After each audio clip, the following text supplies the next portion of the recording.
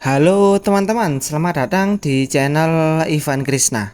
Di video kali ini saya akan melanjutkan pembahasan tentang Sunan Giri. Tepatnya masa di mana Sunan Giri menghabiskan masa remajanya di Pondok Pesantren Ampel Delta Surabaya milik Sunan Ampel, yang akan mempertemukan beliau dengan Sunan Derajat dan Sunan Bonang. Jadi siapkan kopi dan selamat menikmati.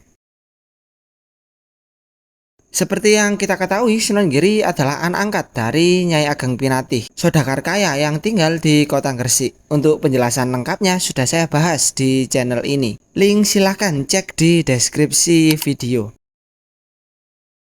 Nyai Ageng Pinatih merasa kalau Sunan Giri yang pada saat itu masih bernama Joko Samudro sudah cukup umur dan beliau akan menitipkan Sunan Giri ke pesantren Ampel Delta di Surabaya. Masa-masa remaja Sunan Giri dihabiskan di pesantren Ampel Delta. Beliau menjadi murid kesayangan Sunan Ampel, sampai-sampai Sunan Ampel memberikan gelar Raden Ainul Yakin kepada Sunan Giri karena kemampuannya yang sangat baik dalam menyerap ilmu agama. Di sanalah juga beliau berteman baik dengan seorang santri bernama Raden Magdum Ibrahim, anak kandung dari Sunan Ampel yang di masa depan akan dipanggil dengan nama Sunan Bonang. Selain Sunan Bonang, beliau juga saudara seperguruan dengan Raden Kasim atau Sunan Derajat yang merupakan adik dari Sunan Bonang. Beliau belajar banyak ilmu di pesantren seperti ilmu fikih, tafsir, hadis, nahwu syaraf, dan masih banyak lagi. Beliau juga termasuk santri yang cerdas, taat kepada guru, dan mudah untuk bergaul. Atas dasar inilah Sunan Ampel menjodohkan Sunan Giri dengan putrinya yang bernama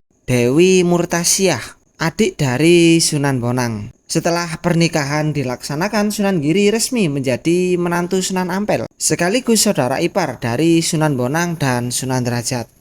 Tahun berganti tahun, Sunan Ampel akhirnya mengetahui identitas sebenarnya dari Sunan Giri, yang merupakan putra dari Syekh Maulana Ishak. Sunan Ampel pun menyuruh Sunan Giri dan Sunan Bonang untuk pergi ke Mekah dengan tujuan berhaji sekaligus untuk menemui sang ayah Syekh Maulana Ishak dan mendalami ilmu agama di sana. Singkat cerita, setelah belajar dari sang ayah, Sunan Giri meminta izin untuk melanjutkan perjalanannya ke Mekah. Namun sang ayah memberikan nasihat agar mereka berdua kembali saja ke Pulau Jawa, karena di sana mereka lebih dibutuhkan guna melanjutkan dakwah agama Islam. Keduanya pun menaati nasihat Syekh Maulana Ishak dan kembali ke Pulau Jawa.